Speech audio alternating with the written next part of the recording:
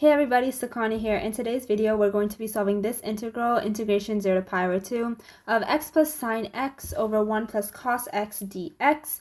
And in this problem, we are going to be applying integration by parts. If you don't know what that is, no worries. I'll briefly go over it in this video. First off, I don't really like this 1 plus cos x in the denominator. I would really like it if the denominator just had one term, so that it's easier to split the integral. And what I mean by that is that if we had something like a plus b over c, I could rewrite that as a over c plus b over c.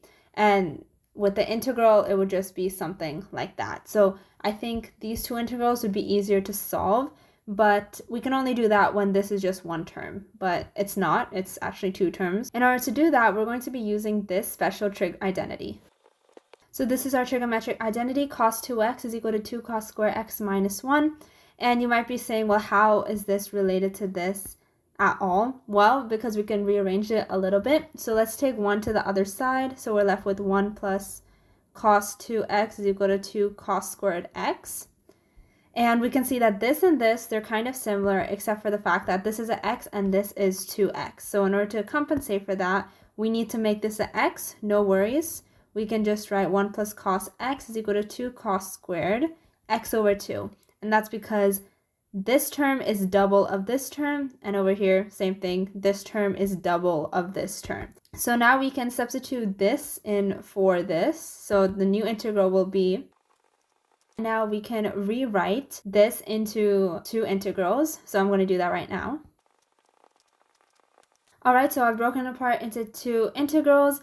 Now I'm going to simplify this a little bit. I'm going to take this up over here. I'm going to say integration of, I'm going to take this 2 out because it's a constant, 1/2, everything else stays the same.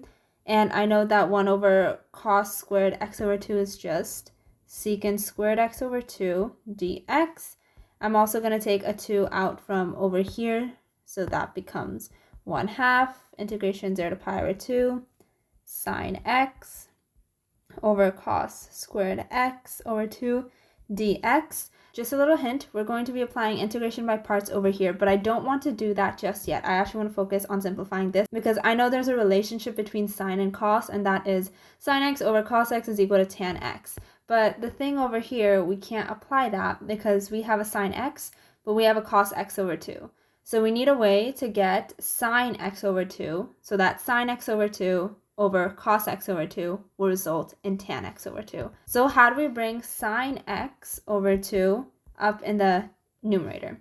Well, there's also another trigonometric identity, which is sine 2x is equal to 2 sine x cos x, but of course the numerator is not sine 2x, it's sine x. No worries, we can rewrite this as sine x is equal to 2 sine x over 2 cos x over 2, and that is because this is double of this, so this has to be double of this as well. Now let's substitute this part in here. So our new integral will look something like this.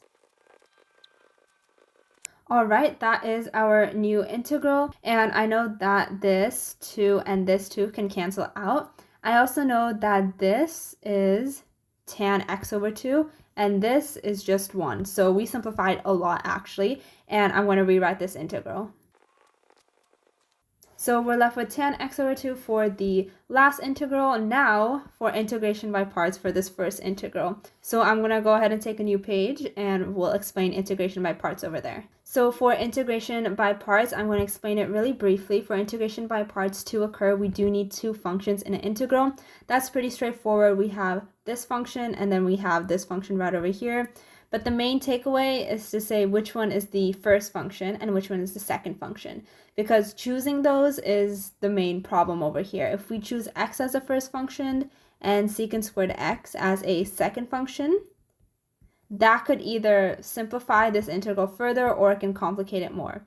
However, if we choose something like secant squared x over 2 as the first function and then x as the second function, that could either simplify it or make it more complicated. So it's very important to choose which is the first function and which is the second function, not just identifying what the functions are. So in order to do that, there is a mnemonic that helps us remember what the first function and the second function should be, and that is dilate. I know in other books and online tutorials it's a bit different, but in this video, we're going to use isolate. So let us classify x and secant squared x over 2 in these categories. I know x is going to be an algebraic function, and secant squared x over 2, that is going to be a trig function. So hence our first function is going to be x and our second function is going to be secant squared x over 2. Whatever is higher up on the scale is going to be your first function. So hence x is higher up, so that's going to be our first function.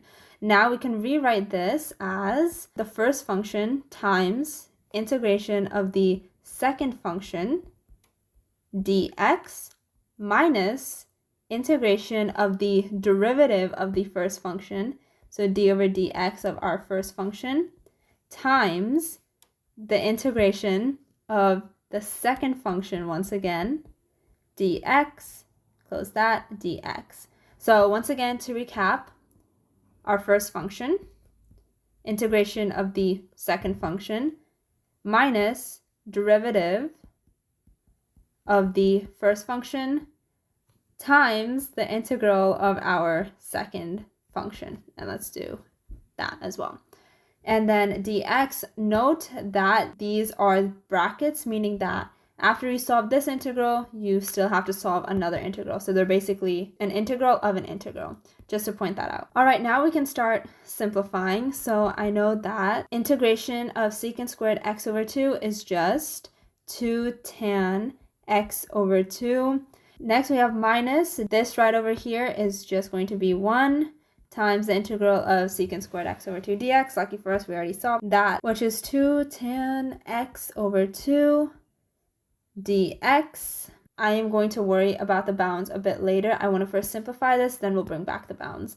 So this is 2x tan x over 2 minus integration of 2, because that's a constant again, tan x over 2 dx. Now we can start putting in the bounds. So we have 0 pi over 2, 0 pi over 2. This becomes pi over 2 times tan of pi over 2, which is tan pi over 4, which is equal to 1.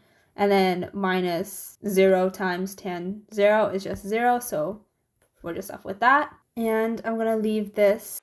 All right, and I'm going to simplify this so this and this cancel out. So essentially we're just left with pi. Now this is not our final answer. This was simply solving this part right over here. So let me emphasize that a bit more. This was basically equal to this whole thing.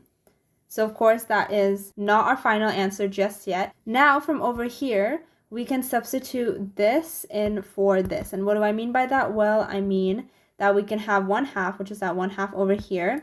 I know this whole entire integral, because we applied integration by parts, is equal to pi minus 2, 0 to pi over 2 of tan x over 2 dx. And this one, I'm just going to leave it as it is. And from over here, if we simplify this, we are left with 1/2 times pi, which is pi over 2. 1/2 times this whole thing, which allows us this and this to get canceled. So you're just left with negative 0 pi over 2 tan x over 2 dx plus 0 pi over 2